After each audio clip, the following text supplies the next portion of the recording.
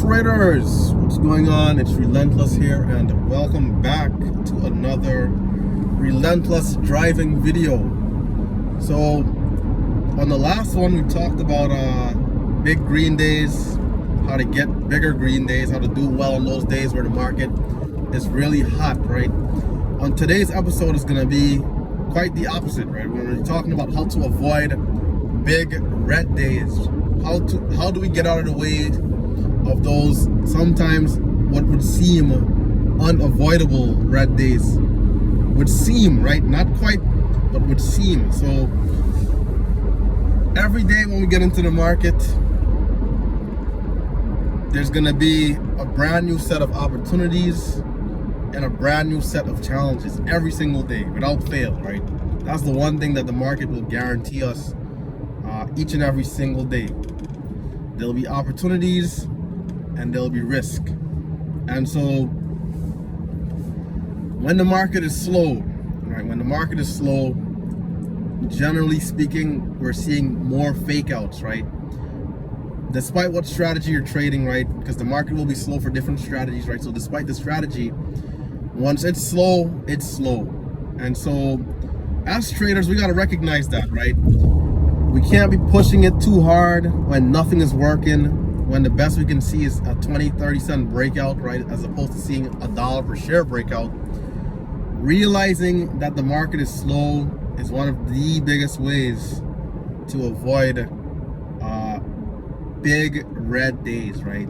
Disastrous red days. Understanding that, hey, you know what? It's just not as hot as it should be. So for those reasons, I'm gonna take it easy. And well, that didn't work. I was gonna try and block out some of that sunlight right there. But anyhows, you know, it's slow. Let me just take it easy, reduce my size, and look to have some base hit trades, right? Some smaller trades. The traders who will continue to be aggressive regardless of the market not being so hot are the traders that'll get themselves into trouble, right? You take that huge position, but it goes up 10 cents and then slams back down, dropping 60 cents without warning. That's the kind of thing that we gotta avoid when the market is on the colder side.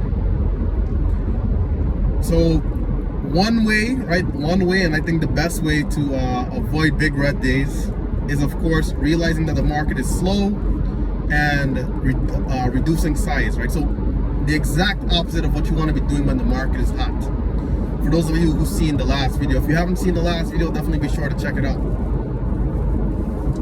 So when the market is slow, we reduce size, we be careful, and we look forward to not having any big blow-up losses, right? Treading water, kind of just going sideways until things pick back up is the way to go.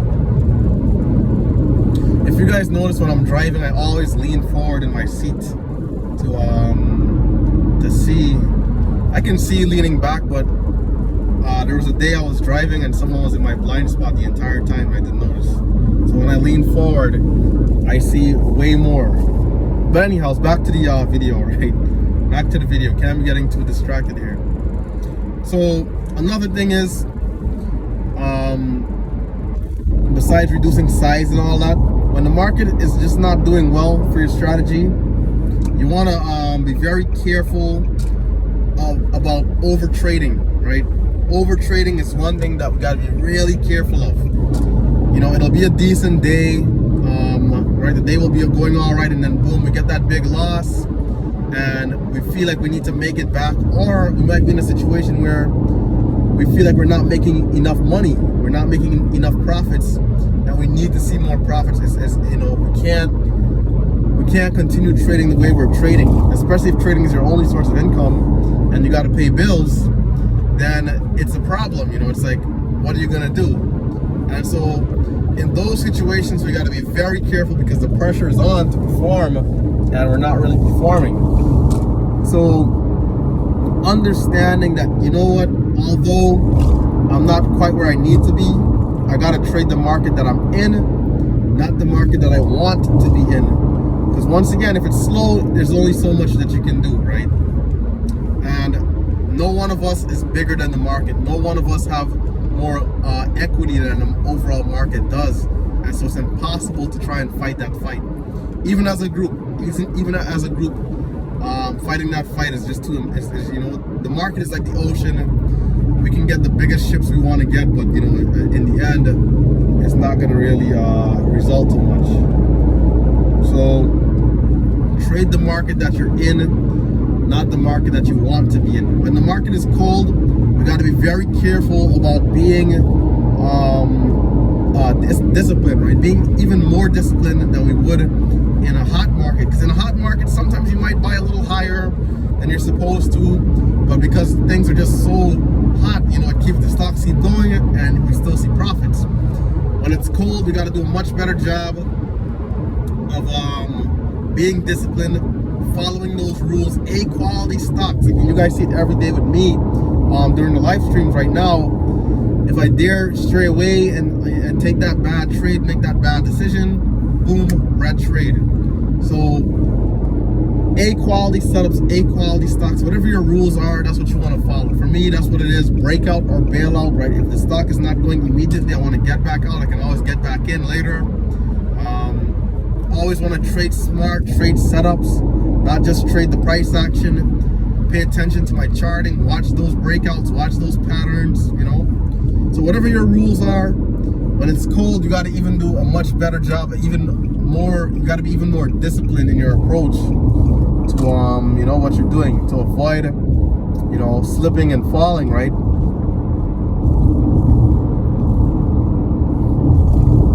Okay, I hope your brakes is working, because if you hit me, you're gonna have a problem. Man, some people, and I'm gonna go slow on purpose for him too. If he hits my car, it's gonna be a problem. What the hell's wrong with this guy, man? Road rage is a bad thing, people. So, back to the video. Revenge trading, like when it's hot, I think the best thing to do is just avoidance, right? Well, excuse me, when it's cold, avoidance. Avoidance is the biggest key. Being able to put things in place so that you don't get to certain points, right? If you get to that point of no return, you start revenge trading, you start doing other things that you're not supposed to do outside the rules. You know, that could get you in trouble to lead to that bigger red day. Grasping at straws is also another important thing. Once again, you're not seeing any profits, really, the kind of profits that you want to see or that you saw before in previous months. And so, you know, what are you going to do about it, right? Are you going to over trade? Or are you going to just kind of say, you know what, today's just not a hot day, I'll come back tomorrow? You know, what are you going to do? And for me, I always like to keep the perspective, right? The perspective, understanding that, you know what, I had a really hot period here, a really hot stretch. I'll let the profits from that period tie over into this slower period. So, like, I had a comment with someone saying that I'm only green $16 today, right? That's not going to pay the bills. And that's a good point. Yes, it's definitely a fair point. But also, we got to remember that it's all about the averages, right? It's all about the averages over time, over the week, over that month, over that year, over time. How is the metrics panning out?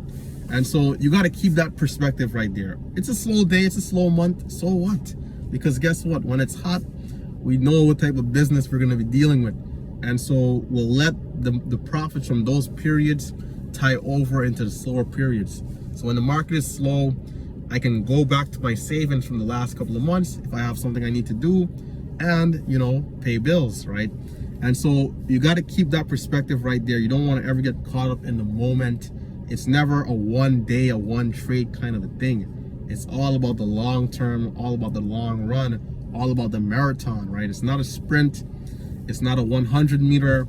In fact, it's 100 miles, right? It's miles on top of miles on top of miles, this journey. So you can slip, you can fall, you know, it doesn't matter, right?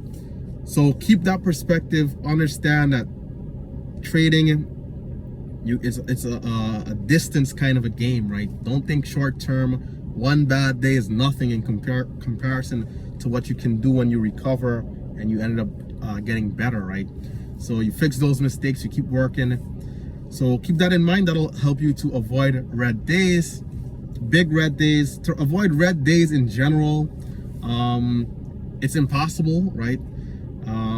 Will be red for various reasons. And when it comes to that, my approach is to always try and be a little bit better.